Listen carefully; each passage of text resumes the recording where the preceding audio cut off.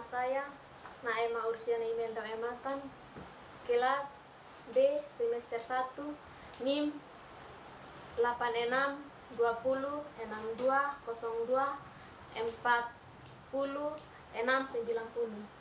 Prodi Pendidikan Guru Sekolah Dasar, mata kuliah konsep dasar matematika tentang geometri.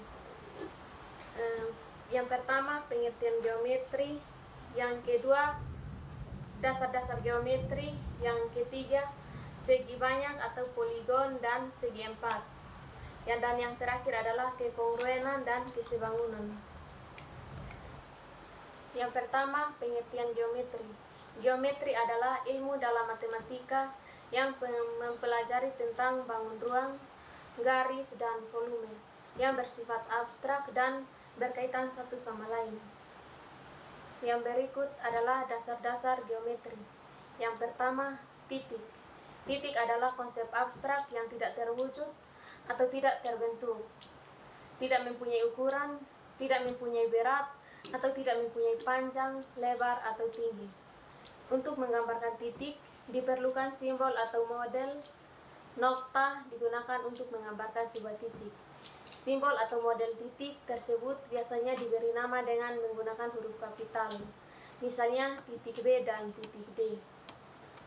Yang kedua adalah garis. Garis adalah himpunan dari titik-titik yang mempunyai panjang tak terhingga tetapi tidak memiliki lebar atau tebal. Contoh garis yaitu garis AB.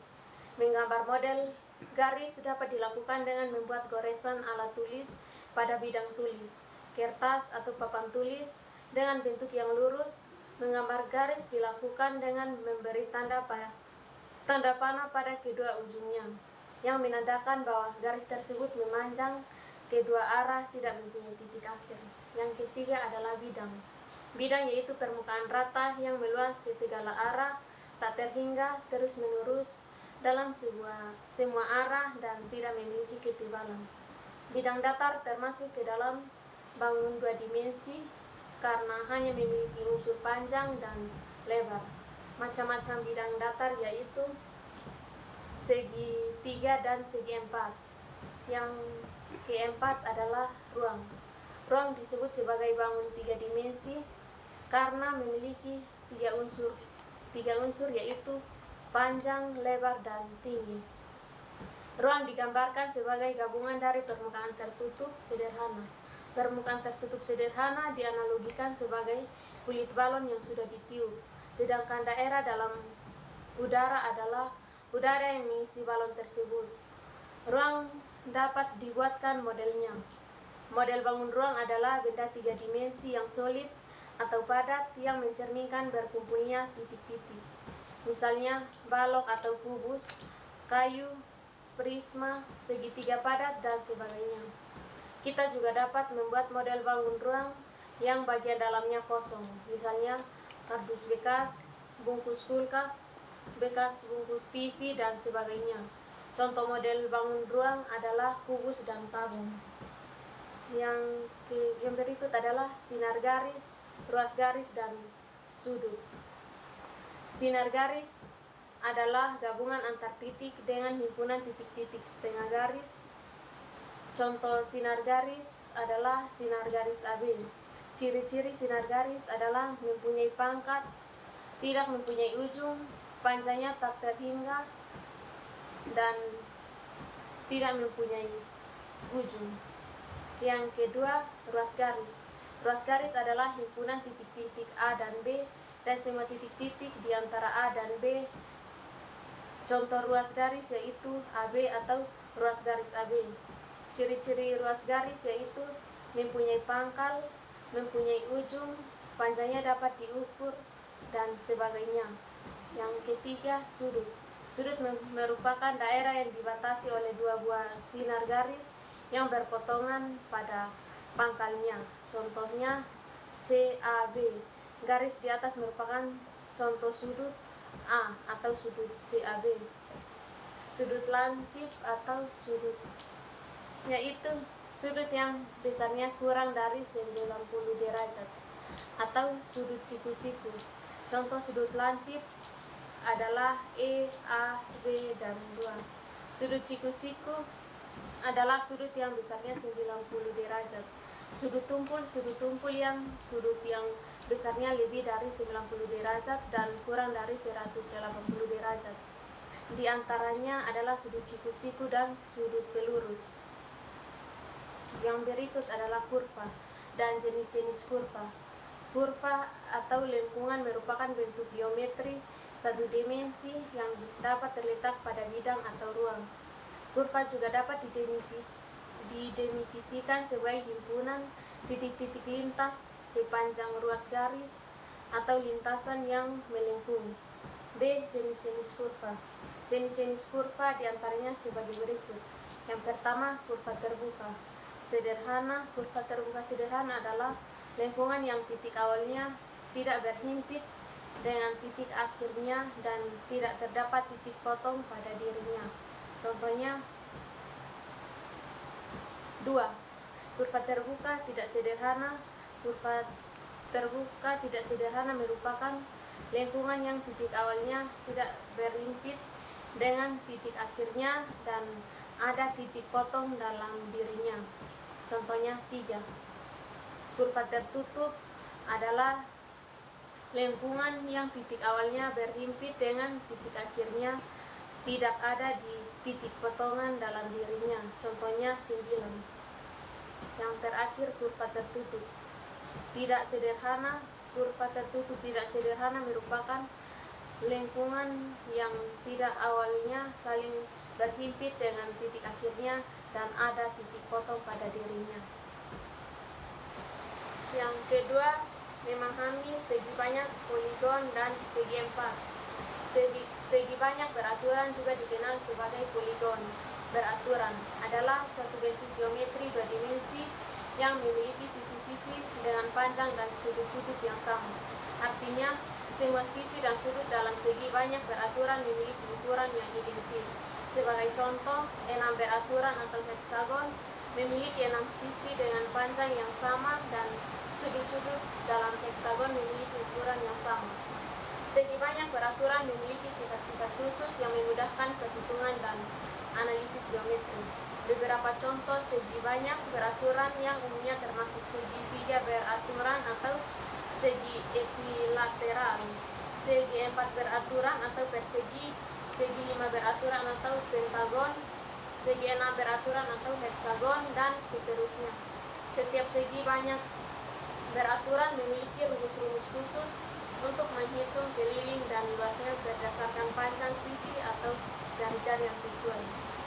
Keteraturan dalam segi banyak beraturan membuatnya menjadi bentuk geometri yang penting dalam berbagai bidang ilmu, termasuk matematika. Ciri-ciri segi banyak beraturan. Segi banyak beraturan memiliki beberapa ciri-ciri yang membedakan dari segi banyak tak beraturan atau poligon biasa. Ciri-ciri utama segi banyak beraturan adalah yang pertama, sisi dan sudut yang sama. Semua sisi-sisi banyak beraturan memiliki panjang yang sama dan semua sudut-sudutnya memiliki ukuran yang sama. Ini berarti semua sisi dan sudut dalam segi banyak beraturan identik. Yang kedua, sudut dalam. Total sudut dalam segi banyak beraturan dapat dihitung dengan rumus N kurang 2 kali 180 derajat, di mana N adalah jumlah sisi segi banyak tersebut. Misalnya, segi 6 beraturan atau heksagon memiliki sudut dalam sebesar 6 kurang 2 kali 180 derajat, sama dengan 4 kali 180 derajat sama dengan 720 derajat. Yang ketiga adalah keliling sama panjang. Panjang semua sisi dalam segi banyak beraturan adalah sehingga kelilingnya adalah jumlah semua sisi yang sama panjang tersebut. Yang keempat, simetri. Segi banyak beraturan biasanya memiliki simetri yang sangat jelas. Ini berarti kita dapat melihatnya sebagai bangun datar yang dapat dirotasi atau diputar sehingga menumpang tindih dengan dirinya sendiri. Sebagai contoh, persegi memiliki 4 simetri putar dan heksagon memiliki 6. Yang kelima, luas dengan formula tertentu.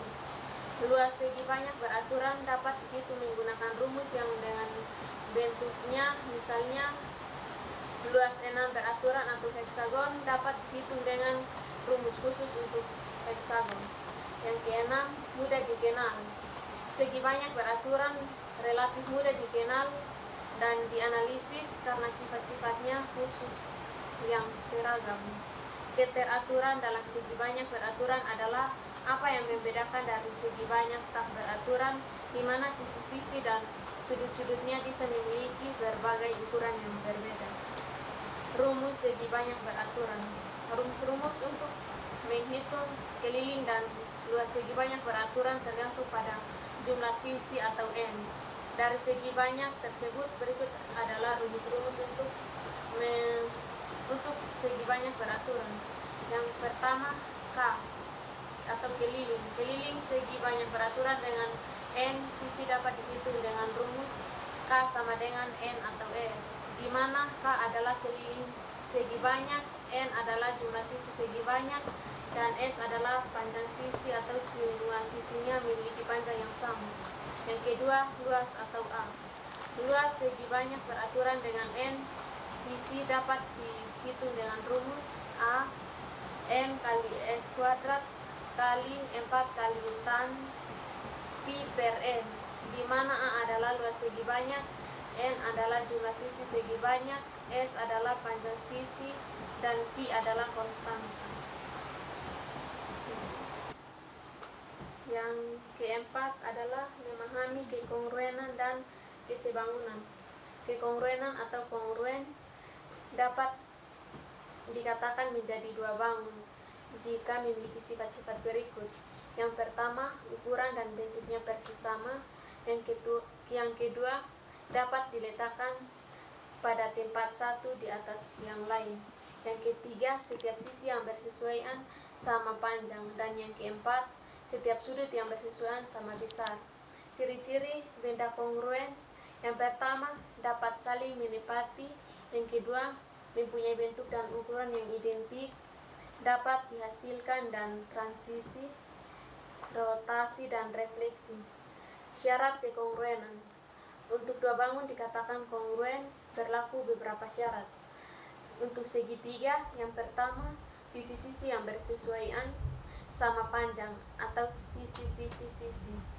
Yang kedua, dua sisi dan sudut diantaranya sama, sisi sudut sisi. Dan yang ketiga, tiga sudut bersesuaian sama besar, sudut. Yang berikut adalah kesebangunan. Kesebangunan adalah dua bangun dikatakan sebangun jika memiliki bentuk yang sama, memiliki perbandingan sisi yang sama, dan memiliki sudut-sudut yang bersesuaian sama besar. Yang berikut ciri-ciri benda sebangun. Yang pertama, bentuknya sama. Yang kedua, ukurannya berbeda. Yang ketiga, perbandingan sisi-sisi yang bersesuaian konstan. Yang berikut adalah syarat kesebangunan.